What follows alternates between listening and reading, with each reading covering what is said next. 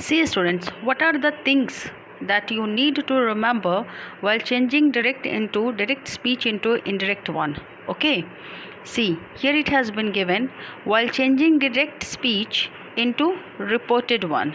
Okay, into reported speech the following points should be kept in mind.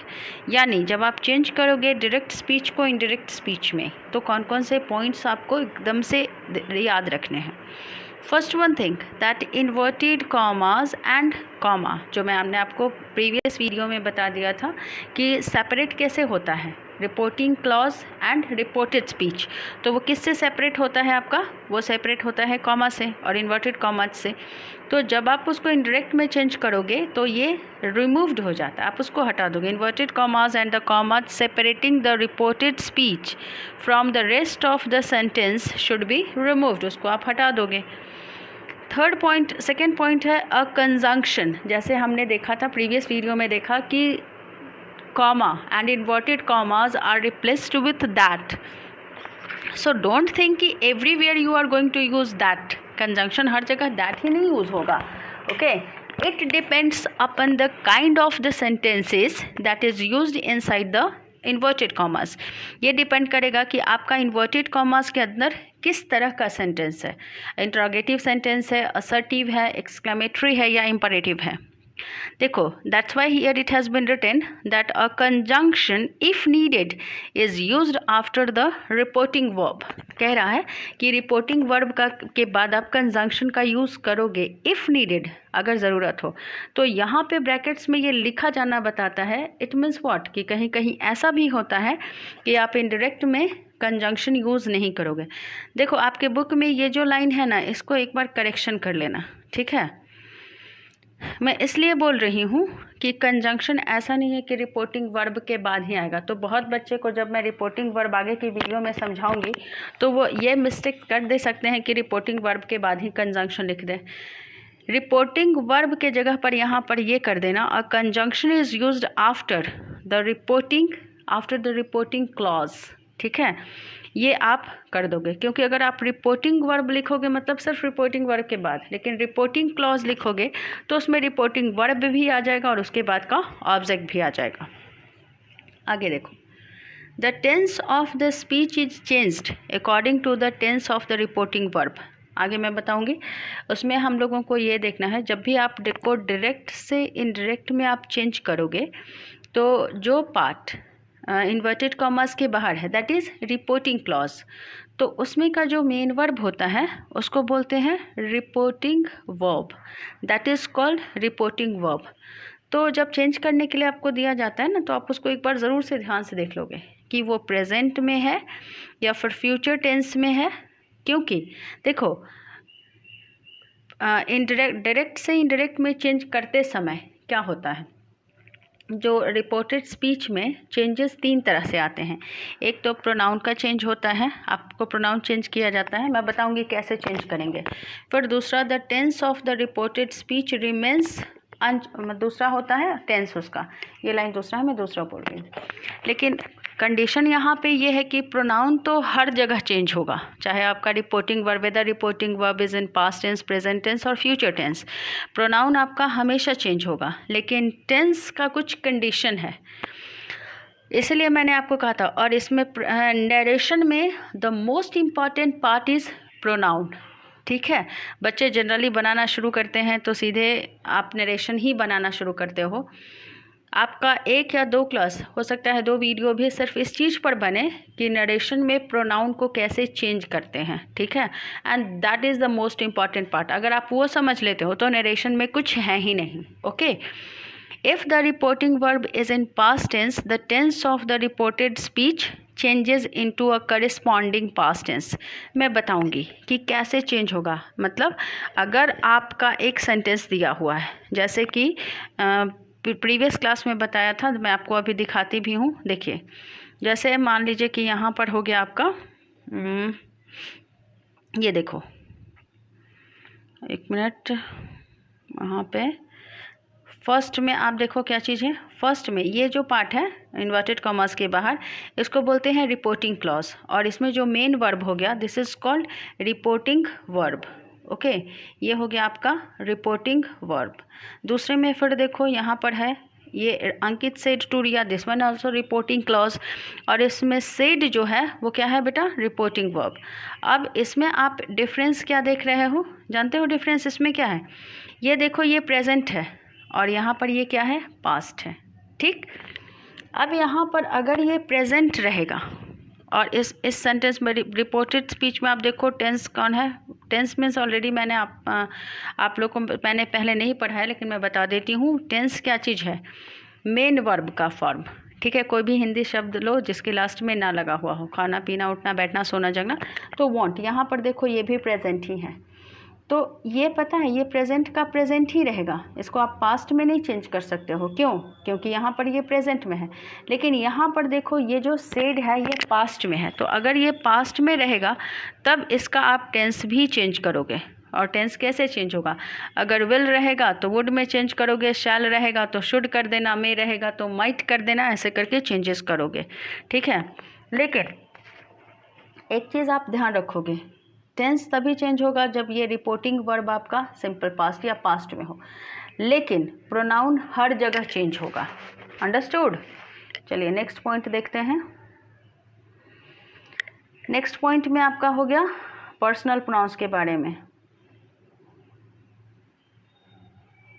देखिए personal pronoun के बारे में, this is very much important thing of narration, और मैंने अक्सर देखा है कि स्टूडेंट्स या कोई भी इस पार्ट को तो वो डिस्कस ही नहीं करते हैं, जबकि हमारा सारा नरेशन इसी पार्ट पे है। इस चीज़ को ध्यान रखो। तो हमारा सारा जो नरेशन है वो पूरी तरह से प्रोनाउंस पे डिपेंड करता है, क्योंकि स्टूडेंट्स अगर गलतियां करते हैं नरेशन में तो सबसे ज़्यादा गलतियां उनकी होती है प्रोनाउंस में ही। ओके, मुझे तो लगता है कि नरेशन और प्रोनाउन को लोग कहीं कनेक्ट ही नहीं करते हैं, उन्हें लगता है कि ये अलग से। लेकिन आप लोग जान लो कि बैकबोन कहते हैं, कैसे हम लोग पढ़ते हैं बायो में कि अगर आप किसी का बैकबोन फ्रैक्चर हो गया या डैमेज हो गया तो वो पर्सन चल फिर नहीं सकता है। तो याद रखिएगा आप लोग, अगर आपने प्रोनाउंस नहीं पढ़ा, आपने नहीं समझा और कि इसको यूज़ कैसे करते हैं, तो it's impossible for you to do it correctly. हाँ, अलग बात है कि अगर आपका अपना ये आपका अगर आपका नेटिव लैंग्वेज है तब तो दूसरी बात है, या फिर अगर आपके चारों तरफ सब लोग वैसे बोलने वाले हैं, इन दैट केस आप इंग्लिश अच्छे से बोल लोगे। लेकिन अगर आपको सीखना है आपके लिए, अगर आप सिर्फ स्कूल में या कहीं और सीखते हो और कंपटीशन के लिए, तो फिर ये टफ हो जाएगा। इसलिए आप प्रोनाउन को बहुत अच्छे से समझेंगे। मैं उस पर एक अलग से वीडियो बनाऊँगी और फिर मैं ये बताऊँगी कि कैसे यूज़ करते हैं, उसका यूज़ भी जानिएगा। अब आते हैं नेक्स्ट में। देखो, look at the following examples. नीचे के एग्जाम्पल्स को आप यहाँ पे देखो, look at the following examples. अब इसमें भी देखो, ये आपका हो गया डायरेक्ट नरेशन। डायरेक्ट नरेशन में आपका 2 पार्ट्स हैं। कौन सा? एक देख रहे हो, एक जो पार्ट है यहाँ पे वो इन्वर्टेड कॉमास के अंदर है। पहले हम लोग डबल इन्वर्टेड कॉमास देखते थे, लेकिन स्टूडेंट इससे मतलब नहीं है आपका डबल हो या सिंगल हो। तो the teacher will check the notebook tomorrow, ये सेंटेंस आपका इन्वर्टेड कॉमास के अंदर है, और ये पार्ट ऑफ सेंटेंस जो है वो कहाँ पे है? इन्वर्टेड कॉमास के बाहर है। This one is called reporting clause. अब मान लो कि मैंने तुम्हें बोला कि इसको इनडायरेक्ट में चेंज करो। ठीक है, आप क्या करोगे? फर्स्ट पॉइंट देखो, सबसे पहला आपको काम क्या करना है, आप सबसे पहले देखोगे ये आप रिपोर्टिंग क्लॉज पे जाओगे। ओके, रिपोर्टिंग क्लॉज में जाके आप सबसे पहले क्या देखोगे? इसका वर्ब। ओके, इसका वर्ब देखोगे। क्यों वर्ब देखोगे ये बताती हूँ। इसलिए कि आपको चेंज कहाँ करना है? इसमें चेंज करना है, रिपोर्टेड स्पीच में। और रिपोर्टेड स्पीच में आपको सिर्फ क्या चेंज करना है? आपको चेंज करना है उसका वर्ब और कुछ वर्ड्स। 3 चीज़ें चेंज होती हैं रिपोर्टेड स्पीच में। इनडायरेक्ट में जब आप कन्वर्ट करते हो तो उसमें 3 चीज़ चेंज होती है। पहले आप उसका एक लिस्ट देख लो। एक तो हो गया आपका प्रोनाउन। प्रोनाउन में क्या हो गया आपका? I, we, you, he, she, it, they. और मैंने एक जो वीडियो बनाया था पर्सनल प्रोनाउंस पे, उसके सारे फॉर्म वो भी मैं बताऊंगी, क्योंकि उसके बिना तो नरेशन आप सोच ही नहीं सकते हो पढ़ने के लिए। दूसरा चेंज होता है फॉर्म ऑफ टेंस, और थर्ड में होता है सम वर्ड्स। कुछ वर्ड्स होते हैं जो चेंज होते हैं। तो मैं आपको बता देती हूँ एक बात, ठीक है। ये जो टेंस और सम वर्ड्स जो चेंज करने की मैं बात बोल रही हूँ, ये तब चेंज होगा जब आपका रिपोर्टिंग वर्ब पास्ट में रहेगा। ध्यान से सुनिएगा। चेंजेस कहाँ करने होते हैं आपको? रिपोर्टेड स्पीच में। ओके, रिपोर्टेड स्पीच में कौन कौन सी चीज़ें चेंज करनी होती हैं, पहले ये जानो। Only 3 things, pronouns, tense and some words. कुछ वर्ड्स हैं, उनकी लिस्ट मैं दे दूंगी, आपकी बुक में भी है। तो अब उसमें मैं क्या बता रही हूँ कि ये तीनों चीज़ें कब चेंज होगी? If the reporting verb is in past tense, simple past.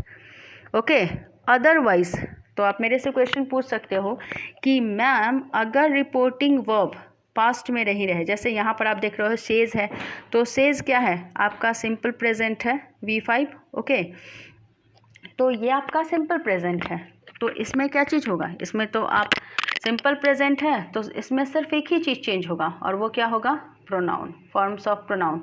बाकी की ये 2 चीज़ें इसमें चेंज नहीं होंगी, टेंस और कुछ चेंज ही नहीं होना है। सिर्फ आपको क्या करना है? प्रोनाउन चेंज करना है।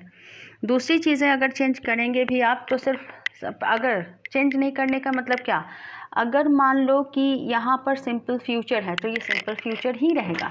अगर मान लो कि आपका रिपोर्टिंग वर्ब सिंपल प्रेजेंट में है और रिपोर्टेड स्पीच में कोई V1 है या V5 है, अगर सिंपल प्रेजेंट है तो नेक्स्ट में भी वो सिंपल प्रेजेंट ही रहेगा।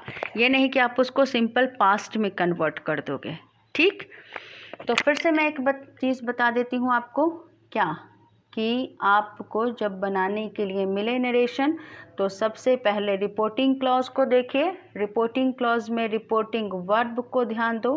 रिपोर्टिंग वर्ब में क्या देखो कि ये सिंपल प्रेजेंट है या सिंपल पास्ट है। Got it? ये हो गया। क्यों देखते हैं? इसलिए क्योंकि अगर यहाँ पर तुम देख के एक बार श्योर हो लो कि अगर ये सिंपल प्रेजेंट में है, तो आप इसमें निश्चिंत हो जाओ कि इसमें क्या करना है आपको। इसमें कोई चीज़ें चेंज नहीं करनी है सिवाय किसके? प्रोनाउन के। अगर इसमें कोई प्रोनाउन है तो चेंज होगा, और नहीं तो बेटा कुछ चेंज नहीं होने वाला है। अंडरस्टूड? और इसमें देखो, इसमें तो कोई प्रोनाउन भी नहीं है, लेकिन ऐसा नहीं हुआ कि सब में ऐसा होगा। मैं आपको बता दे रही हूँ कि प्रोनाउन हर कंडीशन में चेंज होगा। अब आप दूसरे में आओ।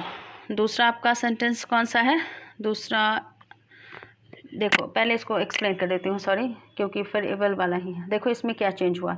ईशा सेज, तो ईशा सेज, सिर्फ आपको यहाँ पे क्या करना है? कॉमास और इन्वर्टेड कॉमास की जगह पर आपको क्या दे देना है? कॉमास और इन्वर्टेड कॉमा की जगह पर आपको यूज़ करना है दैट, जो कि आपने यहाँ दैट लिख दिया।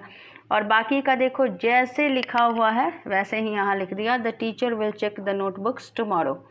यहाँ पर आप देख रहे हो कि विल चेक, ये भी नहीं चेंज हुआ। टुमारो, ये नहीं चेंज हुआ।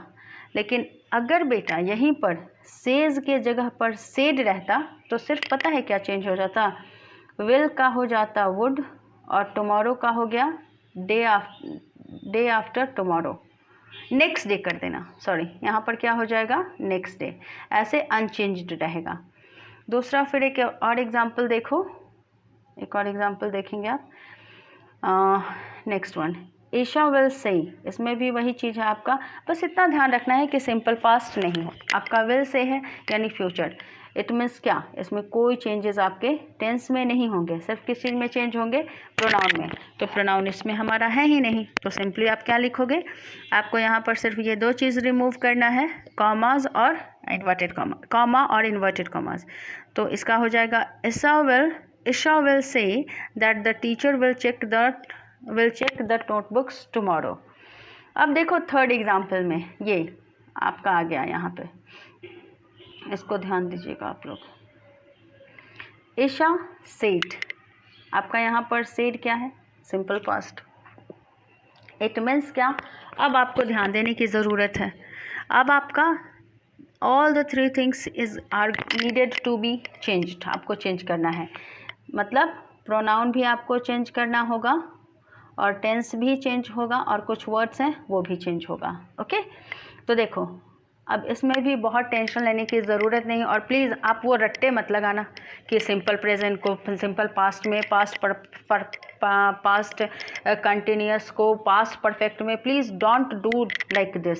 आई will tell you the simple method how to do that. Okay, अब देखो इसमें क्या किया गया है। ईशा सेड दैट, कॉमा और इन्वर्टेड कॉमा की जगह पे आपका क्या यूज़ किया गया, दैट, और विल के जगह पर वुड कर देंगे। हमेशा ये याद रखना, अगर यहाँ सिंपल पास्ट है तो विल किस चीज़ में चेंज हो जाएगा, वुड में।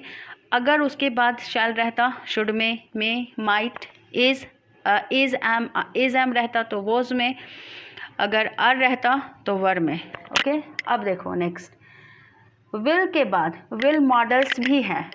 आप लोग पिछले क्लास में भी आप लोगों ने शायद पढ़ा होगा मॉडल वर्ब्स कौन कौन से हैं, can, could, shall, should, will, would, may, might, must, dare, used to, ought to. और मॉडल्स के बाद हमेशा हम लोग किस चीज़ का यूज़ करते हैं, मॉडल्स के बाद वी ऑलवेज यूज़ V1। इसको भी ध्यान रखोगे, always keep it in mind. यहाँ विल भी, will is model, would is also model. ये फ्यूचर का प्रेजेंट है, ये पास्ट है। तो अब देखो सिर्फ मैंने क्या चेंज किया, विल का सिर्फ विल का वुड कर दिया, बाकी आप कुछ फिर इसकी तरफ ध्यान नहीं दो। जब विल को अब आपने वुड में चेंज कर दिया तो फिर और किसी वर्ब को चेंज करने की ज़रूरत नहीं है। Don't need to change anything else. अब थर्ड वर्ड जो है आपका tomorrow, already I have told you कि अगर पास्ट में रहेगा, कुछ वर्ड्स हैं अभी आगे लिस्ट आएगा जो आपको रट्टे लगाने होंगे, ठीक है। तो टुमारो किस चीज़ में चेंज हो गया, नेक्स्ट डे में। देखो यहाँ पे, Isha told Ritu that the teacher would check the notebook the next day. Pronoun का कोई चेंज की बात नहीं हुई, क्योंकि इसमें तो आपके रिपोर्टेड स्पीच में कोई प्रोनाउन है ही नहीं। ओके, यहाँ नाउन था तो नाउन को चेंज नहीं करेंगे। अब देखो बेटा, एक चीज़ और जो स्टूडेंट्स बहुत गलतियाँ करते हैं, टेल या टोल्ड के बाद, मैंने बहुत बार देखा कि बच्चे क्या करते हैं, टेल या टोल्ड के बाद टू का यूज़ करते हैं। प्लीज़ डोंट यूज़, कभी भी नहीं। We never use to after tell और टोल्ड। टेल और टोल्ड के बाद टू प्रीपोजिशन कभी भी यूज़ नहीं होता है। आई होप कि आप लोग समझ रहे होंगे। One more thing I would like to say, जब भी आप वीडियो देखें कहीं प्रॉब्लम हो तो प्लीज़ आप लोग बताएं भी, ठीक है ना। इस चीज़ को बताएं और शेयर करें कि आपको समझ में आ रहा है या नहीं। अब देखो यहाँ पे क्या है, remember in assertive sentence statements reporting verb said remains unchanged if it is not followed by to, it is not followed by any object or is changed into told, replied, suggested, etc as per the context। इसको मैं simple language में बताती हूँ। what is being said here, कह रहा है कि इन assertive sentences, जिसको स्टेटमेंट बोलते हो, reporting verb said remains unchanged, ठीक है। अब देखो यहाँ पर फर्स्ट में आते हैं। ये जो असर्टिव का मैं बताती हूँ एक चीज़। देखो ये सेंटेंस मेरा है, ये सेंटेंस है रिपोर्टेड क्लॉज में, रिपोर्टेड स्पीच, क्लॉज नहीं, क्लॉज दिस वन कॉल्ड। तो इसमें आप एक चीज़ ध्यान रखोगे, ये असर्टिव सेंटेंस है। एक तो प्रोनाउन का आपको जानना ज़रूरी है। आई होप कि आप लोग काइंड्स ऑफ सेंटेंसेस जानते हैं। अगर नहीं जानते होंगे तो कमेंट बॉक्स में लिख के बता दीजिएगा, उसकी भी एक मैं वीडियो बता दूंगी, क्योंकि वो भी आपके लिए जानना ज़रूरी है। नहीं जानोगे नहीं बनेगा। चलो सी, ये आपका क्या चीज़ है, फिलहाल ये तो आप समझ जाएंगे कि स्टेटमेंट है। कोई भी बात जो हम लोग करते हैं in everyday talk, we say I am coming, you are going, the teacher will check the notebooks tomorrow, the meeting is scheduled to be on 8 September at 5 PM or like this, or your mother is saying that I am just preparing the food, okay, get ready to have it. तो आपका ये सब statement हुआ। तो वही आपका नीचे में ये बता रहा है कि अगर असर्टिव सेंटेंस कह रहा है कि असर्टिव सेंटेंसेस में आप क्या करोगे, रिपोर्टिंग वर्ब जो है आपका सेड रिमेन अनचेंज्ड। इसका मतलब देखो मैं बताती हूँ, कहने का मतलब कि अगर आपका यहाँ पे है रिपोर्टिंग वर्ब क्या आया, सेड, सेड को आप किसी और चीज़ में चेंज नहीं करोगे। जैसे you are not going to change said into told, suggested और समथिंग लाइक दैट। क्यों नहीं, जैसे सेड है तो सेड ही रहेगा, ठीक है। ये नहीं कि आपको सेड को टोल्ड में बदल दोगे, मतलब बदलोगे, कहाँ बदलोगे वही मैं बता रही हूँ, लेकिन इसमें नहीं चेंज होगा। क्यों? क्योंकि इसके बाद ऑब्जेक्ट नहीं है। अगर इसके बाद ऑब्जेक्ट, जैसे देखो यहाँ पर ऑब्जेक्ट है, फर्स्ट में देखो ईशा सेड, लेकिन इसमें देखो सेड के बाद there is no object, but in this sentence there is object, Ritu. ठीक है, ईशा सेड टू ऋतु। तो वही बात यहाँ पे बोल रहा है कि अगर सेड के बाद कोई ऑब्जेक्ट नहीं हो तो सेड अनचेंज्ड रहेगा, यानी सेड के लिए आप सेड ही लिखोगे। लेकिन अगर सेड के बाद ऑब्जेक्ट हो तो आप सेड को किस चीज़ में चेंज कर सकते हो? टोल्ड में, सजेस्टेड में, जैसा स्टेटमेंट रहेगा उसके अकॉर्डिंग। ओके, लेकिन बेटा याद रखना टोल्ड के बाद टू का यूज़ नहीं करेंगे। ओके, देखिए इस सेंटेंस में भी है, देखो सेड टू को किस चीज़ में चेंज किया गया? टोल्ड में, but told is not followed by two, उसके बाद टू का यूज़ आप नहीं करोगे। चलो हम लोग इस वीडियो को यहीं ओवर करते हैं। वर्कशीट 2 हम लोग दूसरे सेकंड वीडियो में डिस्कस करेंगे। Thanks for watching. अगर कोई दिक्कत हो तो प्लीज़ ज़रूर से बताना।